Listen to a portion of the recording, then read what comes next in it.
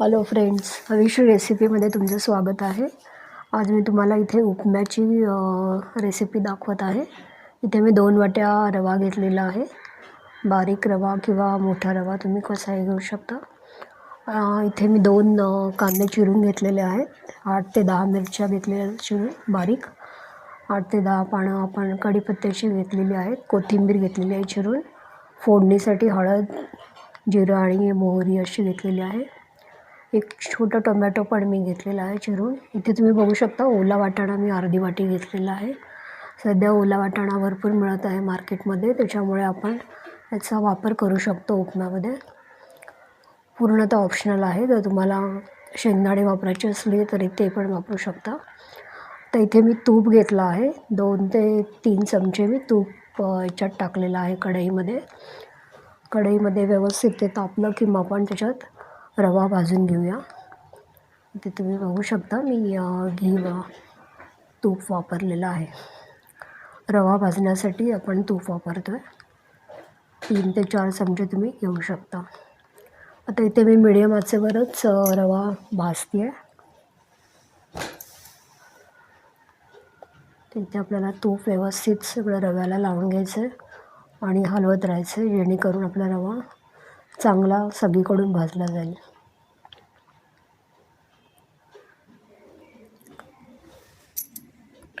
रवा एकसारखा हलवायचं आपल्याला आणि तो व्यवस्थित भाजून घ्यायचा आहे.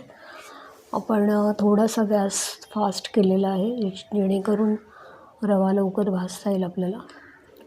पण एकसारखं हलवत राहायचं आहे. कढईला ते चिकटलं नाही पाहिजे, नाहीतर मग तो करपतो.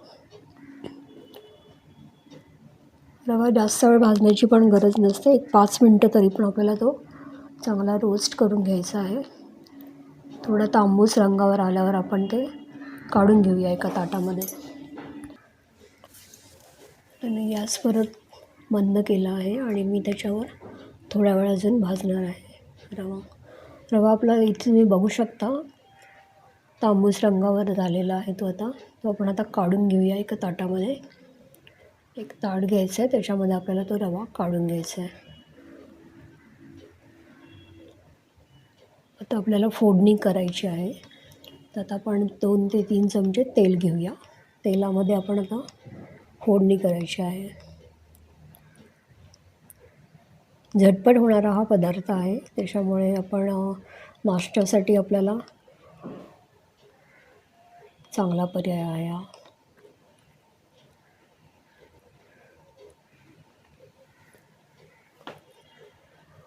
इथे मी 2 चमचे मोहरी टाकलेली आहे. मोहरी तडतडली की मग आपण जिरं टाकूया थोडंसं. 1 चमचा जिरं टाकलेलं आहे. जिरं मोहरी व्यवस्थित तडतडली की आपण कढीपत्ता टाकून घेऊया. कढीपत्ता ताजा कढीपत्ताच वापरा, जेणेकरून आपल्याला कढीपत्त्याचं एक वेगळं फ्लेवर त्या पदार्थामध्ये येतं नेहमी. आणि कढीपत्ता हा फार पौष्टिक पण आहे, त्याच्यामुळे आपल्या जेवणाच्या वापरामध्ये तो असायला हवा. ते कढीपत्त्याची मी 8 ते 10 पानं घेतलेली आहेत. ते पण व्यवस्थित भाजल्यानंतर आपण कांदा ॲड करूया. कांदे मी 2 कांदे मिडियम आकाराचे घेतले होते. बारीक चिरून घ्यायचा आहे आपल्याला हा कांदा.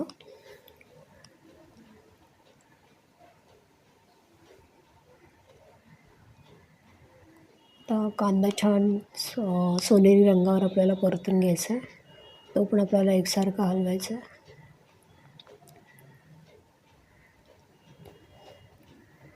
एकसारखं हलवल्यामुळे कांदा किंवा काही जे आपण टाकलेलं आहे मिरची वगैरे ते सर्व व्यवस्थित भाजलं जातं आणि कढईला वगैरे ते चिकटत नाही.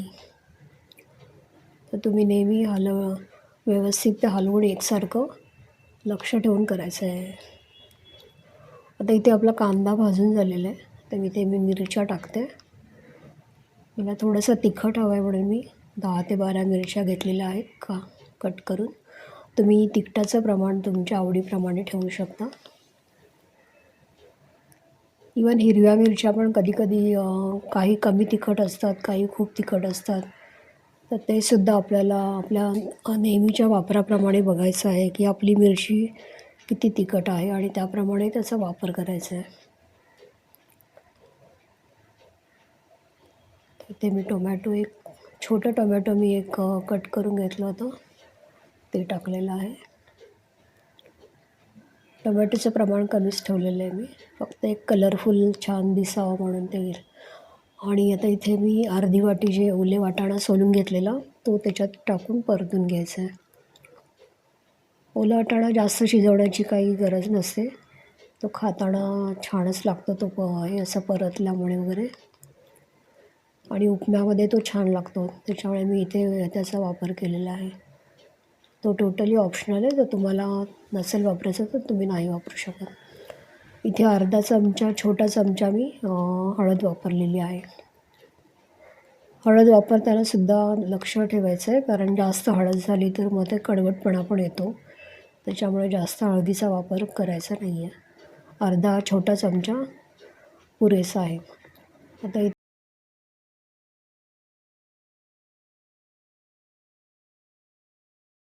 मीठ टाकलेलं आहे मी एक छोटा चमचा.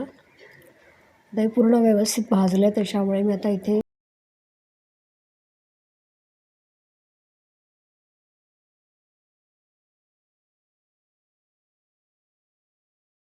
पाणी ॲड करणार आहे.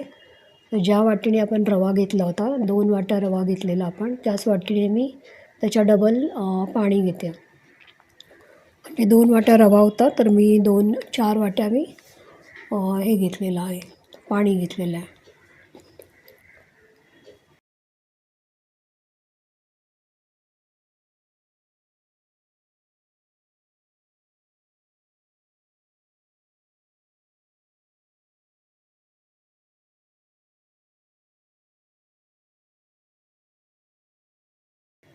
आणि आता हे आपल्याला चांगलं उकळी आणून द्यायची आहे याची. तर हे एकसारखं हलवूया आणि थोडा वेळ ठेवूया ते. तुम्हाला हवं तर तुम्ही फास्ट गॅसवर हे ठेवू शकता. तर इथे तुम्ही बघू शकता.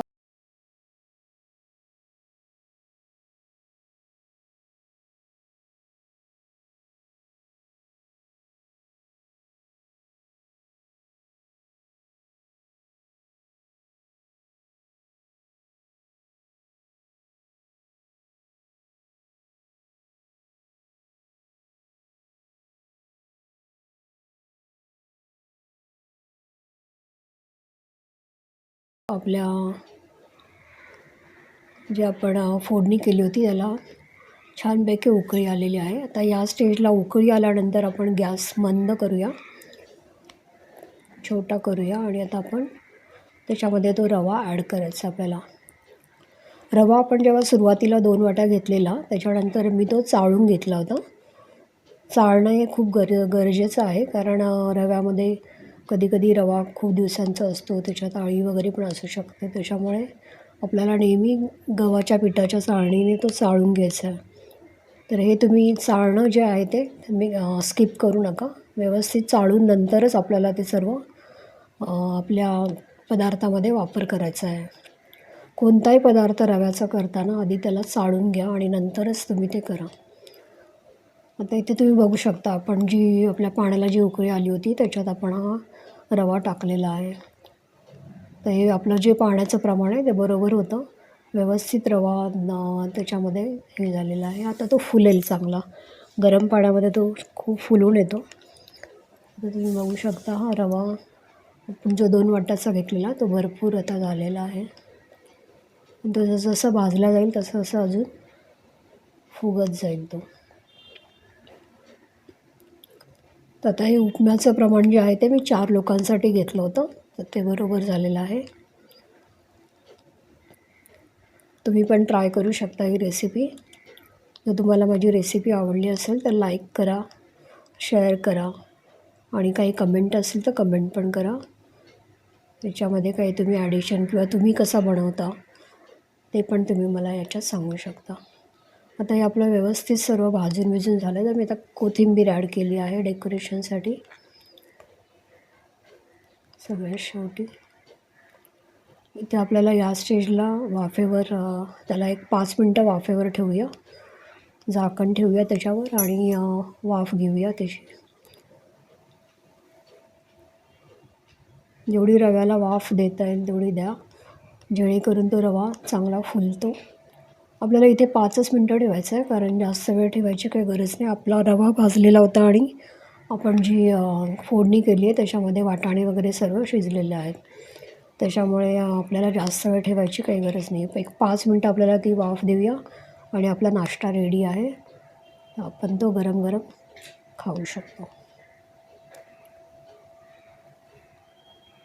नाश्त्यासाठी अतिशय चांगला हा एक उपाय आहे.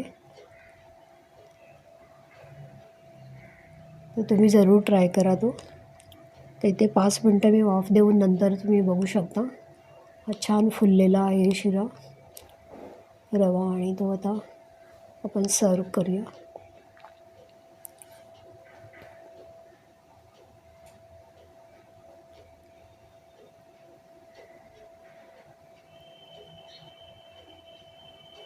पूर्ण रेसिपी बनवायला आपल्याला एक अर्धा तास लागतोच, सगळी तयारी आणि सर्व करण्यासाठी. इथे मी गॅस बंद केला आणि झाकून ठेवला. तर इथे तुम्ही बघू शकता मी डिशमध्ये ते उपमा दिलेला आहे आणि 2 लिंबूच्या फोड्या, आणि इथे मी नायलॉनची शेव माझ्याकडे होती तर ती घेतली आहे डेकोरेशनसाठी. ती पण छान लागते अशी उपम्यावर आपण ती टाकून खाल्ली की. तर तुम्ही पण जरूर ट्राय करा. काय असेल ते कमेंट करा. Thank you for watching.